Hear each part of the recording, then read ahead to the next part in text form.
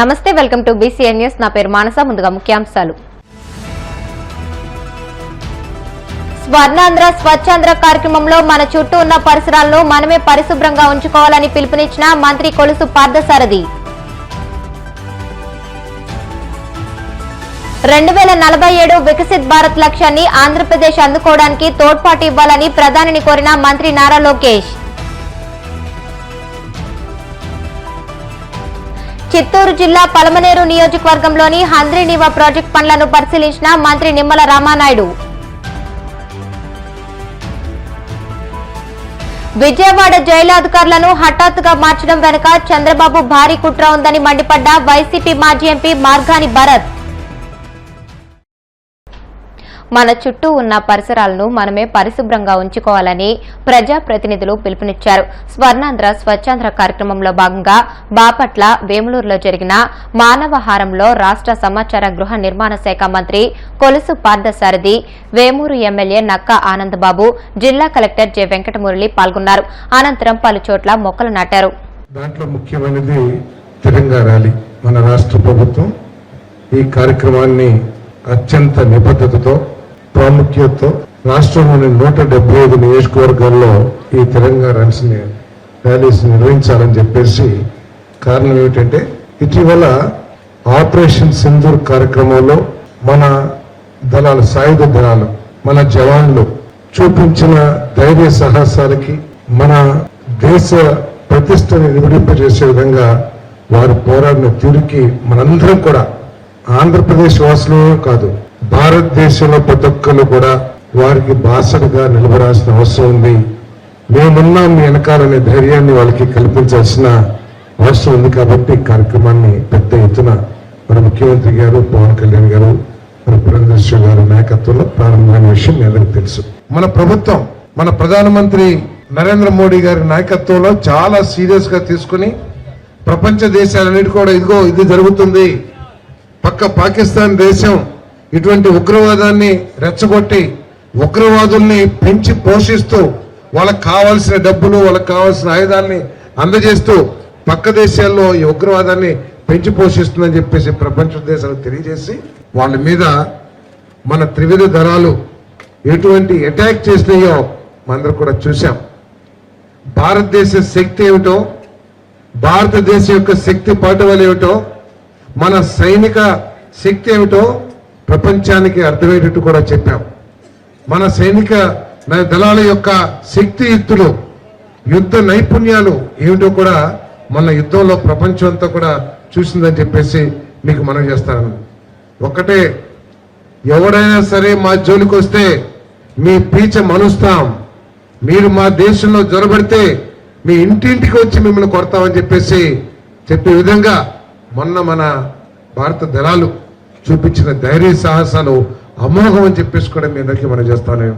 కేవలం దేశం మీద ప్రేమతో, దేశానికి సేవ చేయాలి, దేశ రక్షణలో నేను కూడా భాగస్వామిని అవ్వాలని అందరూ కూడా ఏదో ఒక ఉద్యోగం, అవుట్సోర్స్ లో ఉద్యోగమో లేకపోతే ఏదో టెంపరీ ఉద్యోగం, ప్రైవేట్ కంపెనీలో ఉద్యోగం అని ఇది చూస్తున్న పరిస్థితుల్లో కాదు, నేను భారత సైన్యంలో పనిచేయాలి, దేశానికి సేవ చేయాలనే లక్ష్యంతో మరి అతను ఆర్మీలో చేరి ఇటీవల ఈ యుద్ధంలో మరి వీరమరణం పొందిన విషయం అందరూ కూడా తెలిసిందే.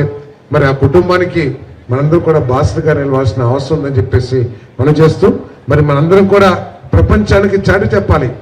మనకి విభిన్న మతాలు, విభిన్న ధర్మాలు, విభిన్న సమస్యలున్నా కూడా భారతదేశ సార్వభౌమత్వం ప్రశ్న వస్తే మేమంతా కూడా భారతీయులం, మాకు మతాలు, ప్రాంతాలు ఇవేమీ ముఖ్యం కాదు, మా భారతదేశం మాకు ముఖ్యం.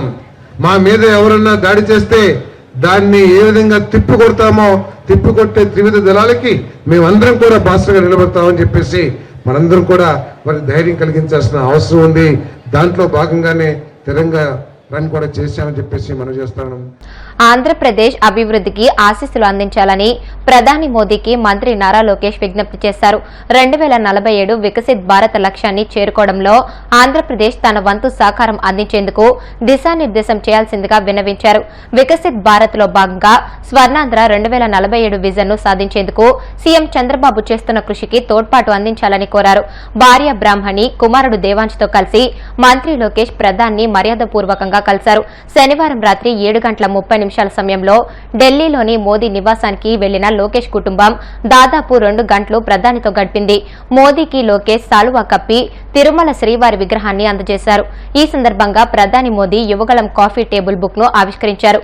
లోకేష్ నుంచి మొదటి ప్రతిని అందుకున్నారు.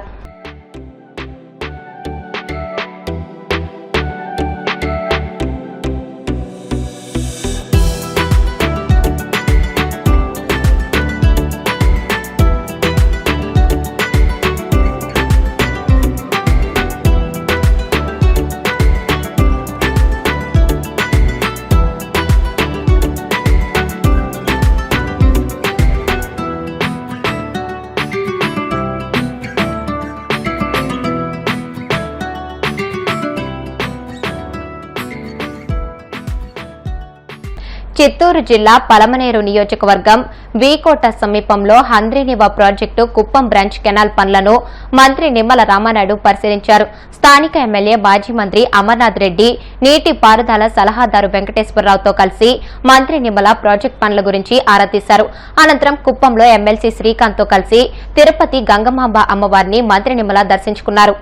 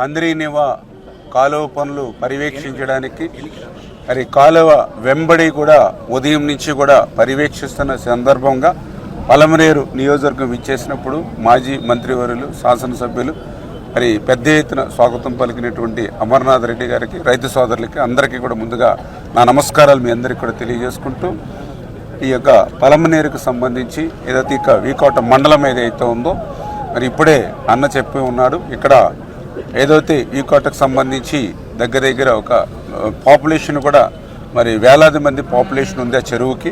ఖచ్చితంగా ఆ చెరువుకి మనము ఈ యొక్క బ్రాంచ్ కెనాల్ నుంచి వాటర్ ఏదైతే ఓటీ తీసుకుని ఆ ఓటీ నిర్మాణం చేసి దాని నుంచి అక్కడ ఒక 700 మీటర్ల వరకు కూడా కచ్చా కింద ఉండి పూడిపోతుంది. దాన్ని కూడా క్లీన్ చేసి అది సిమెంట్ డ్రైన్ కింద, అంటే ఏదైతే ఆ వాటర్ని ఓటీ నుంచి డైరెక్ట్గా ఆ చెరువుకి వెళ్ళేటువంటి విధంగా సిమెంట్ లైనింగ్ చేసి ఏర్పాటు చేయమని ఏదైతే కోరారో మరి దాన్ని కూడా ఇప్పుడే అధికారులు అదేవిధంగా ఏజెన్సీతో కలిపి ఈ యొక్క బ్రాంచ్ కెనాల్తో పాటు ఆ పనులు కూడా పూర్తి చేయమని చెప్పేసి కూడా అధికారులకు కూడా ఆదేశించడం జరిగింది.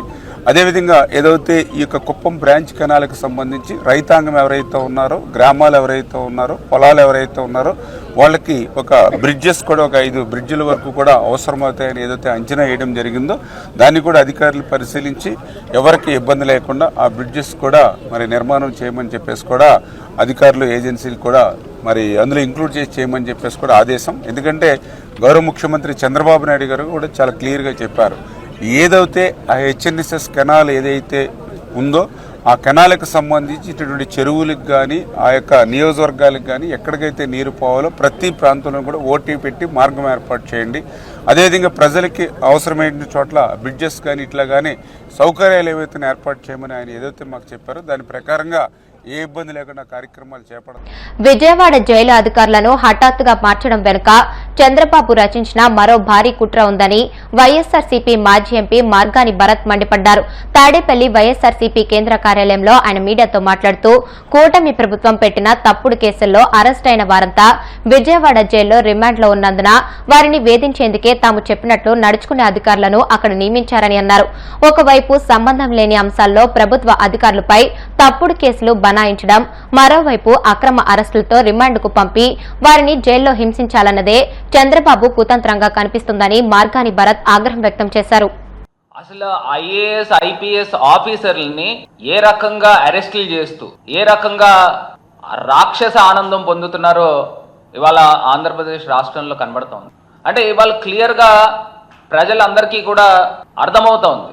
ఒక పక్కన ఆంధ్రప్రదేశ్ రాష్ట్రంలో సంక్షేమ పథకాలు ఇచ్చే పరిస్థితులు కనబడట్లేదు, ఇంకో పక్కన ప్రజల యొక్క దృష్టిని ఏ రకంగా మళ్లించాలి అని ఒకే ఒక దృక్పథం పెట్టుకున్నారు.